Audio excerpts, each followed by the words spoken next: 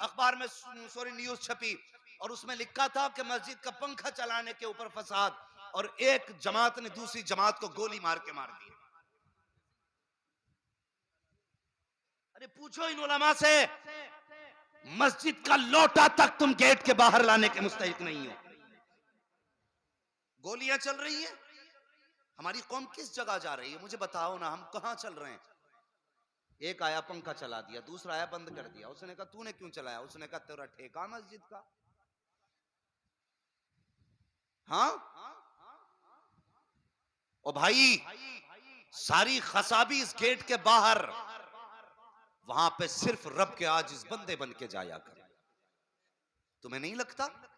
आए आस्तीने चढ़ा के, जे साहब जमींदार साहब आगे जगह दो, सबसे बाद में आया है और सफे खोली जा रही है इसके लिए कि शरीयत इसकी इजाजत देती है जहां जगह मिले वहां बैठ। लेकिन आज भी ये सफों में हमारी इख्तलाफात हैं। आओ जमींदार आए हैं, गरीब का कान पकड़ा पीछे कर दिया गया, कमजोर को उठा करके पीछे भेजा गया। यहाँ पे जमींदार बैठेगा, यहाँ पे ठेकेदार बैठेगा, यहाँ पे प्रधान बैठेगा। अल्लाह अकबर, फिर ये आकर के बैठा। 3 मिनट पहले आया है, आके घड़ी देख रहा है, कभी घड़ी देखता कभी इमाम का चेहरा देखता, इशारा करके कहता 5 मिनट ज्यादा हो गए। मौत आ गई 5 मिनट में। अल्लाह के घर में 5 मिनट नहीं बैठा जाता। 5 मिनट में इशारे करके कहता है जल्दी करो 5 मिनट हो गए हैं, मुझे गर्मी लग रही है। 5 मिनट के बाद तकबीर हुआ, खुतबा, नमाज हुई, इसने दुआ तक नहीं मांगी, जल्दी से दामन की हवा की, फौरन गिरबान खोलता हुआ निकला। अल्लाह फरिश्तों को हुक्म देता है इससे पूछो ये मस्जिद में मुझे मनाने आया था या पावर दिखाने के लिए आया था? अगर मनाने आया था इतने जल्दी जाने की जरूरत क्या थी, और अगर पावर दिखाने आया था तो इसे बता दो मैं इतना पावरफुल हूं, उस वक्त तक मौत नहीं दूंगा जब तक इसे इसकी औकात दिखा नहीं दे सकता हूं।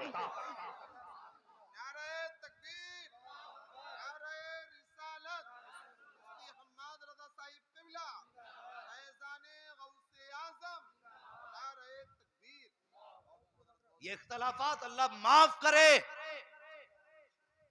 मैं उस कौम के सामने बैठा हूं, बुरा मत मानना, ये हमारी कौम की सच्चाई है।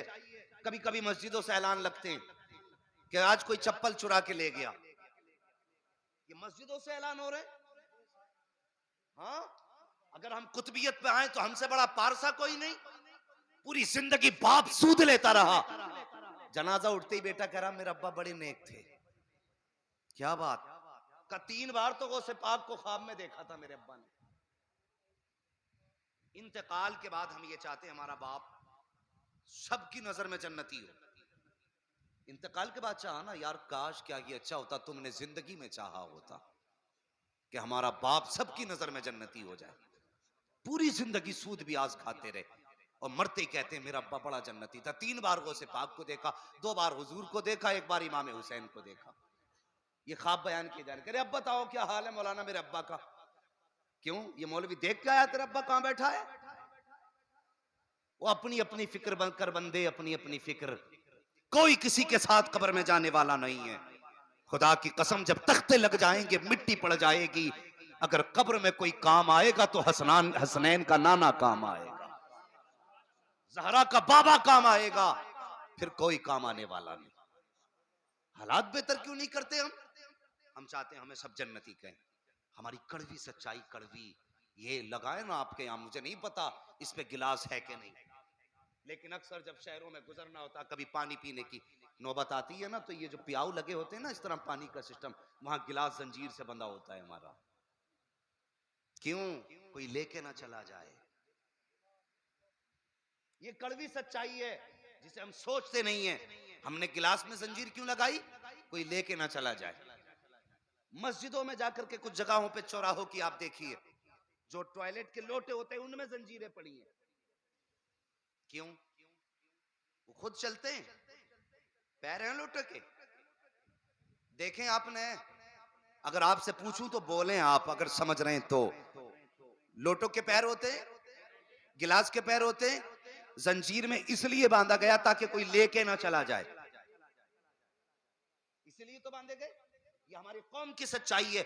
हमारी मस्जिदों के लोटे जंजीरों में बंधे हैं, हमारी मस्जिदों के गिलास जंजीरों में बंधे हैं। अल्लाह अकबर। मैं उस कौम से बात कर रहा हूँ जिनकी जूतियाँ मस्जिदों से चोरी हो जाया करती हैं, जिनकी जूतियों की चोरी के ऐलान मस्जिदों से किए जाते हैं। फला की चप्पल चोरी हो गई। मैं इतना जानता हूँ यार, अंधा नहीं अखियारा भी आंखों पे पट्टी बांध दो, सैकड़ों नहीं 1000 जोड़े जूते सामने रख दो, अगर अपना पैर अपने जूते में जाएगा, पैर खुद बता देता ये मेरा है, खुद बता देता है ये मेरा है। दूसरे के जूते में डाल दो, उसी नंबर का दूसरा चप्पल वैसा गिला के रख दो, पैर बता देता ये मेरा नहीं है। फिर ये चोरी कैसे हो गए, बदल कैसे गए? ध्यान नहीं रहा था, ध्यान नहीं, ध्यान इसी पे था, नहीं लेकर के आनी है मस्जिद से जाकर के। अल्लाह के बंदो, ये मुस्तफा के गुलामों की हकीकत नहीं है, ये हुजूर के आशिकों की सच्चाई नहीं है। हुजूर के आशिकों की हकीकत तो ये है, उठाओ तारीख कुछ दिन पहले की कहानी है। यही दिल्ली की जामा मस्जिद है, इसी दिल्ली की जामा मस्जिद पर एक फकीर नबी का कलमा पढ़ने वाला भीख मांग रहा था। कोई अंग्रेज का बच्चा भीख देने के लिए आया,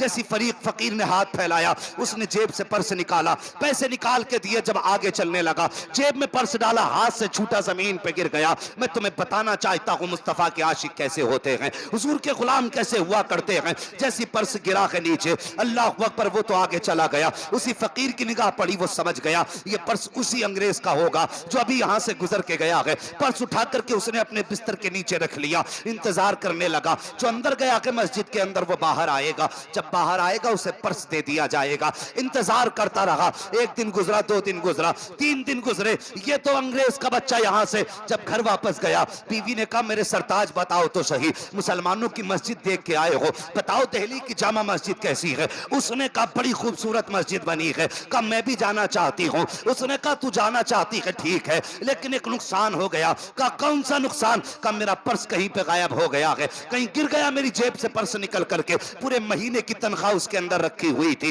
जब इसने इतनी बात कही है, बीवी कहती कोई बात नहीं, कमाई फिर भी हो जाएगी, मेरे सरताज एक बार मुझे भी मस्जिद लेके चलो, मैं भी मुसलमानों की मस्जिद देखना चाहती हूँ। अगला संडे आया है, फिर वो बीवी के साथ उसी पैरियों से चलने लगता है, और वही फकीर वही बिस्तर है, वही आने वाला वही मांगने वाला है। जैसे इस गरीब ने हाथ फैलाया है, उसने फिर इसकी तरफ मुस्कुरा के देखा, फिर जेब में हाथ डाला, गरीब ने भीख नहीं ली है, हाथ भी नीचे कर लिया। कहा ठहरो कुछ काम है आपसे। कहा कौन सा काम? कहा 8 दिन पहले आप यहाँ आए थे। कहा हाँ आया था। कहा मैंने तुमसे भीख मांगी थी। कहा हाँ मांगी थी। कहा तुमने भीख भी दी थी? कहा हाँ दी थी। कहा तुम्हारा पर्स था? कहा हाँ था। बताओ कहाँ है वो पर्स? उसने कहा यहीं कहीं गिर गया था। उस मुसलमान ने अपने बिस्तर के नीचे से वो पर्स निकाला, निकालने के बाद अंग्रेज के बच्चे को दिखाया, और दिखा के कहा था बताओ तो साहिब कहीं ये पर्स तुम्हारा तो नहीं है? उसने देख के कहा था हाँ ये पर्स मेरा है। उसने फौरन पर्स को लिया, लेकर के खोला, पूरे महीने की तनख्वाह उसके अंदर मौजूद थी। देख करके हैरत में था।